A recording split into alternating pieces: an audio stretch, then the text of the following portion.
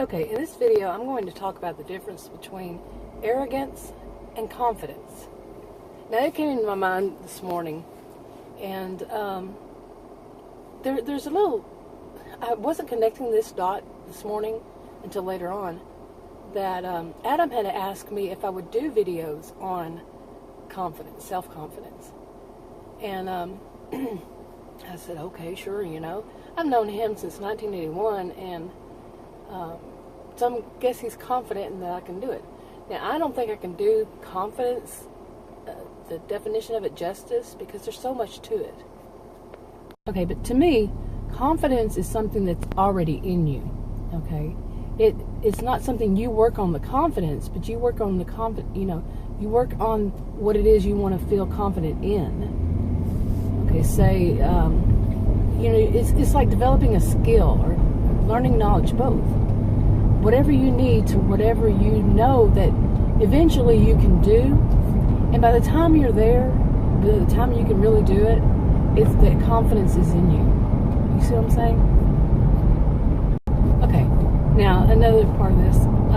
Years ago, I don't know how many years, just a few, more than one, Adam told me, I was feeling kind of down on myself, and Adam told me, he said, you?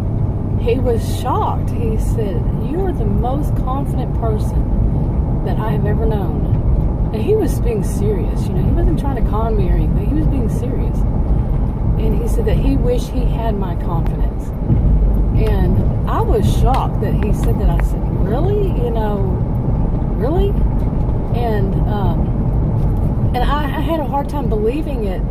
But now when I think about it more, and since then, there is that in me, in certain things. I know my limitations. I know you're not going to see me do some kind of sprint or, run some marathon or something. I couldn't, there's no way, I could do something like that.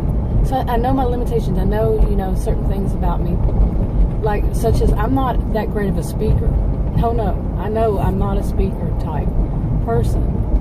And, some people are very confident and it shows that they can do, speeches. Okay, and this is connected about doing public speeches, some people are really good at it. You can hear it, it. They're really good at public speaking. I am not, and I do know why. As you all know, I grew up in a dysfunctional environment, and I suffered from panic disorders. I was diagnosed with panic disorder many years ago. And I actually suffered from twice what they pronounce these days as agoraphobia. I think, I've already forgotten how it was originally pronounced. I think it's agoraphobia. I'm not sure. It's been so long. But I did suffer from that when I was 28 and 33. And I had severe panic disorder. And it was from my, my past. And I got put on medication for insulin resistance, and that helped a lot when I was 35. It helped a lot, unbelievably. I'm not saying this for everybody. I'm not a healthcare professional provider, and this is just my opinion. It's not counseling advice. Read the disclaimer in the description box below this video on YouTube. Cut it out. During those years that I, had the panic disorder, starting when I was young, a kid in school, awful panic attacks, and when I was a career student in undergraduate, graduate school, and I suffered from they said test anxiety. I could not take a test in a classroom. At one point they started letting me take tests in the learning center, and they described it as test anxiety.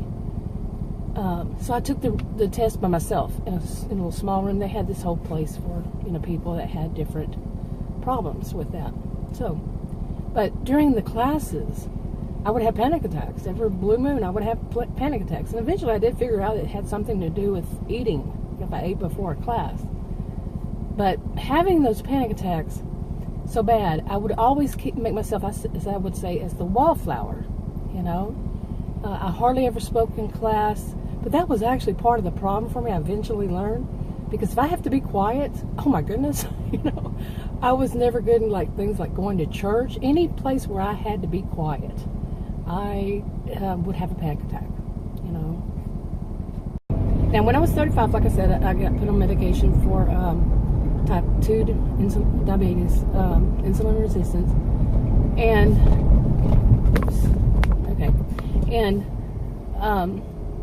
I was started taking more classes. I, like I said, a career student, and in the graduate school, and I started noticing changes in me.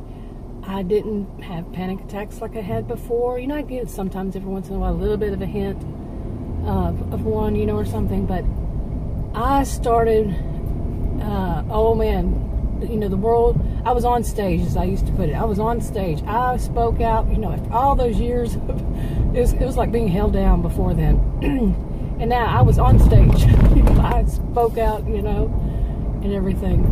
And the knowledge was in me.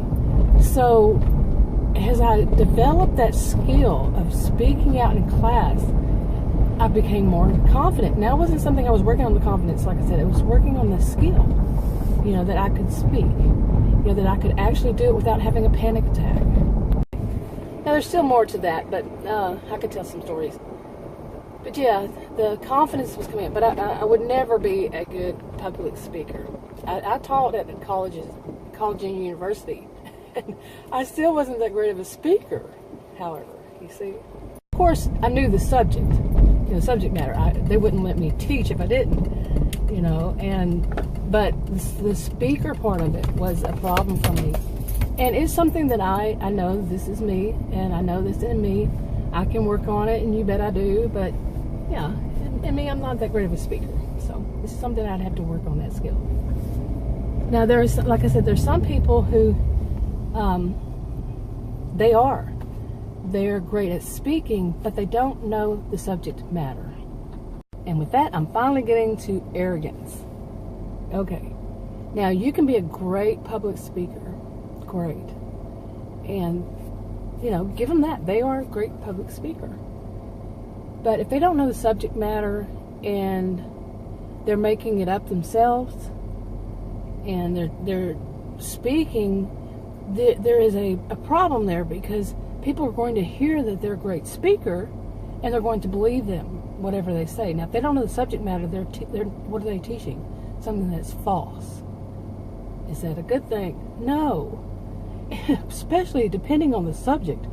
If it's something that is, you know, some kind of health, mental or physical, and they're speaking as though they, you know, see, I don't even know the difference between speaking and talking anymore, but in my age, yeah, it was a long time ago when I took English. But when they do, you know, people are hearing it, and they're getting, you know, they don't know. They're listening because they want to know something about that topic. Now, if they don't know anything about the topic, they hear this great speaker, and they're believing them. And it could be so false. That's why people say, don't believe everything that you hear on the internet. Okay? Okay, now I'm sure you can figure out, you know, what is the arrogance there? The arrogance is that the people who are thinking, you know, they are a great public speaker, and then they can talk about everything. We all know that, well, maybe we don't all know, that people with something like narcissistic personality disorder, I personally don't know anybody who's been diagnosed with it, and do any of us, but they want to get, you know, attention, and they believe that they know everything about everything. They are the best. You know, some of them do. Not, you know, one size doesn't fit all in anything to me, except for, you know, there's exceptions to every rule. But yeah, they, you know, so they might be good at something totally different. But what they focus on is that they know everything. So everybody should listen to them because they know everything when they don't know anything about it, and that can be more harm than good to anybody. You see what I'm saying? So the arrogance is there because they believe they can speak on a topic they know basically very little about, or they're mimicking what other people say, and those other people might not know what they're talking about. Whew. Got all that? Okay, there's much more to this subject, but that's enough for this video for now. If you want to subscribe, click the circle. If you want to watch another video, click one of the rectangles. It should be popping up, if not already. And If you want to share on your own social media, feel free to do so if you can. I'll talk to you later. And by the way, I was getting looked at funny, so I don't care. I keep doing it. Talk to you later. Bye.